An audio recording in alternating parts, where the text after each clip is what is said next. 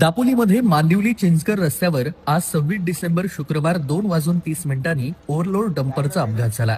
सुदैवाने ह्या घटनेत कोणतीही जीवितहानी झालेली नाही। मात्र या अपघातामुळे परिसरातील वाहतूक सुरक्षेचा प्रश्न पुन्हा एकदा ऐरणीवर आलाय। मांदिवली पुलावर 18 टनावरील वाहतूक बंद असताना देखील संबंधित डंपर सुमारे 25 ते 30 टन माल वाहून नेत असल्याचं दिसून आलं। डंपरचे स्वतःचं वजन सुमारे 10 टन असल्यानं एकूण 35 ते 40 टन इतकी जड वाहतूक या रस्त्यावर सुरू असल्याचा आरोप स्थानिकांनी केलाय। ओव्हरलोड डंपर भरधाव वेगानं धावत असल्यामुळे रस्ते आणि पूल धोक्यात आलेले असून भविष्यात मोठा अपघात होऊन जीवितहानी होण्याची शक्यता नाकारता येत नाही। याबाबत नागरिकांनी यापूर्वीही अनेक वेळा तक्रारी केल्या असल्या तरी देखील प्रशासनाकडून ठोस कारवाई झालेली नाही, असा आरोप देखील गावातील नागरिकांनी केलाय।